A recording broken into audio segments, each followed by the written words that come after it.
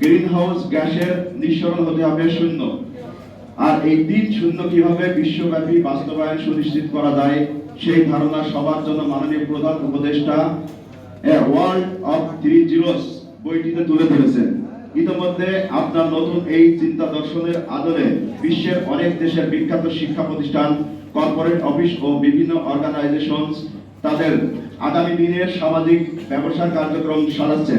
আপনার এই চিন্তা দর্শন বিশ্বব্যাপী মানুষের মধ্যে দ্রুত গতিতে দারুণভাবে প্রভাব বিস্তার করছে। কিন্তু বাংলাদেশের সবচেয়ে বড় এবং লাভজনক প্রতিষ্ঠান গ্রামীণফোন লিমিটেড এই ধারণার বিপরীতে অবস্থান নিয়েছে। আমরা স্থায়ী কর্মী হিসেবে নিয়োগপ্রাপ্ত হয়ে গ্রামীণফোন লিমিটেড বিভিন্ন ডিভিশনে কর্মরত থেকে দায়িত্ব পালন করে আসছিলাম। ছাত্র জনতার নবজাগরণে অর্জিত নতুন বাংলাদেশে শ্রমিক তার শ্রমিকের ন্যায্য মূল্য পাবে, শ্রমিক ও কর্মজীবী মানুষ হবে শোষণমুক্ত, শোষণ ও নিরাপদ হবে কর্মপরিবেশ। বিগত বছরগুলোতে শ্রমজীবী মানুষের কাছে এই স্বাধীন সার্বভৌম দেশ এক দুঃস্বপ্নে পরিণত হয়েছিল। গ্রামীণফোন লিমিটেড অবৈধ শ্রমিক ছাঁটাই ও ন্যায্য পাওনা পরিশোধের বিষয়ে দ্রুত আপনার হস্তক্ষেপ কামনা করছি। আজ আমরা চাকরিচ্যুত অধিকার বঞ্চিত গ্রামীণফোন শ্রমিক ঐক্য পরিষদ শ্রদ্ধা করে স্মরণ করছি জুলাই বিপ্লবের সকল শহীদদের, যাদের আত্মত্যাগের বিনিময়ে আমরা আজ নতুন বাংলাদেশ পেয়েছি। নতুন এই বাংলাদেশে আজও গ্রামীণফোন কর্মীদের কাছে এই স্বাধীন সার্বভৌম দেশ নরকে পরিণত হয়েছে। বাংলাদেশে আজও শ্রমিক তার শ্রমের ন্যায্য অধিকার এবং মালিকের বৈষম্য ও শোষণ থেকে মুক্ত হতে পারেনি। মাননীয় প্রধান উপদেষ্টা, আপনার সময় উপযোগী, সাহসী ও বলিষ্ঠ নেতৃত্বের কারণে বিশ্ব দরবারে নতুন এক বাংলাদেশ আজ অজেয় বিশ্বের বিস্ময়। জুলাই 2024 বিপ্লবের পরও এদেশীয় গ্রামীণফোন কর্মীরা আজ মর্মান্তিকভাবে নির্যাতিত এবং মানবাধিকার থেকে বঞ্চিত, বেআইনি ও অবৈধ প্রক্রিয়ায় নিষ্পেষিত। গ্রামীণফোন লিমিটেডের বর্তমান কর্তৃপক্ষ এখন ইস্ট ইন্ডিয়া কোম্পানির ভূমিকায় অবতীর্ণ হয়েছে।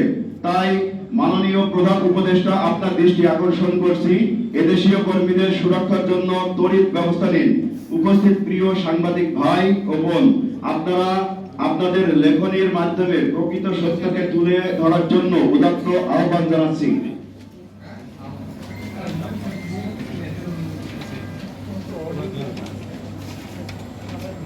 প্রিয় সাংবাদিক ভাই ও বোনেরা, ইতিমধ্যে আপনারা অবগত হয়েছেন যে বর্তমান গ্রামীণফোন লিমিটেড কর্তৃপক্ষের অদূরদর্শী পরিকল্পনা বাস্তবায়নের টেলিনর জায়েন্ট তথা মালিক পক্ষের আর্থিকভাবে অধিক মুনাফা করিয়ে দেওয়ারহীন উদ্দেশ্য কিছু অতি উৎসাহী এদেশীয় দালাল ব্যক্তিগণ স্বীয় স্বার্থ হাসিলের উদ্দেশ্যে স্থায়ী কর্মী ছাঁটাইয়ের প্রকল্প বাস্তবায়ন করেই চলেছে। গ্রামীণফোন লিমিটেড এই অবৈধ কর্মী ছাঁটাইয়ের নব্য অপকৌশল হচ্ছে জোরপূর্বক স্বেচ্ছায় অবসর গ্রহণ। যেখানে 2010 সালে গ্রামীণফোনের স্থায়ী কর্মীর সংখ্যা 4637 জন, আর সেই সংখ্যা 2024 সালে দাঁড়িয়েছে 1277 জনে। এই সময়ের মধ্যে গ্রামীণফোন লিমিটেড 72% কর্মী হ্রাস করেছে। সুনির্দিষ্ট সরকারি নির্বাহী আদেশ অমান্য করে বৈশ্বিক করোনা মহামারীকালীন সময়েও শ্রমিক ছাঁটাই করেছে গ্রামীণফোন লিমিটেড কর্তৃপক্ষ। যে কোনো সময়ে বিভিন্ন অজুহাতে গ্রামীণফোন লিমিটেড শ্রমিক ছাঁটাইয়ের এই মেগা প্রকল্প হাতে নেয় এবং এসব শ্রমিক ছাঁটাইয়ের প্রকল্প ক্রমাগতভাবে বাস্তবায়ন করছে।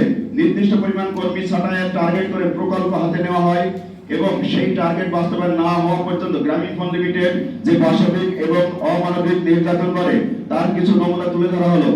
ইচ্ছাকৃতভাবে কর্মহীন করে রাখা, ফোন করে ভয়ভীতি প্রদর্শন, ইনক্রিমেন্ট বন্ধ করে দেওয়া, হয়রানিমূলক বদলি করা, অতিরিক্ত কাজের টার্গেট দেওয়া, ইমার্জেন্সি কাজের কথা বলে রাত বিরাতে অফিসে তলব করা, code of conduct violation, training ও কাউন্সেলিং এর নামে মানসিকভাবে বিপর্যস্ত করা, যাতে করে স্বেচ্ছায় অবসর গ্রহণে বাধ্য হয়।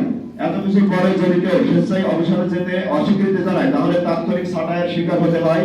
যার উদাহরণ করে পূর্ব নোটিশ ছাড়াই গত 20 জুন 2021 তারিখে শুধুমাত্র একটি ইমেলের মাধ্যমে 159 জন দক্ষ ও অভিজ্ঞ স্থায়ী কর্মীকে আকস্মিকভাবে ছাঁটাই করা হয়। শ্রমঘরা বাংলাদেশে স্থায়ী কর্মের বিপরীতে জোরপূর্বক অবসর গ্রহণ বাংলাদেশে প্রচলিত শ্রম আইন লঙ্ঘন বলে আমরা মনে করি।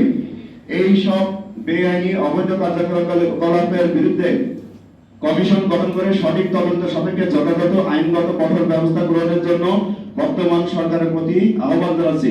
গ্রামীণফোন লিমিটেড কর্তৃপক্ষ শ্রমিকদের আইনগত পাওনা, অংশগ্রহণ তহবিল ও কল্যাণ তহবিল ওয়ার্কার্স প্রফিট পার্টিসিপেশন ফান্ড ডব্লিউপিপিএফ এবং ওয়ার্কার্স ওয়েলফেয়ার ফান্ড ডব্লিউডব্লিউএফ এর টাকা পরিশোধ না করে পরিকল্পিতভাবে আইন লঙ্ঘন করে টাকা আত্মসাৎ করেছে বলে প্রতিমান হচ্ছে। এ বিষয়ে নিম্নলিখিত বর্ণনা দেওয়া হলো।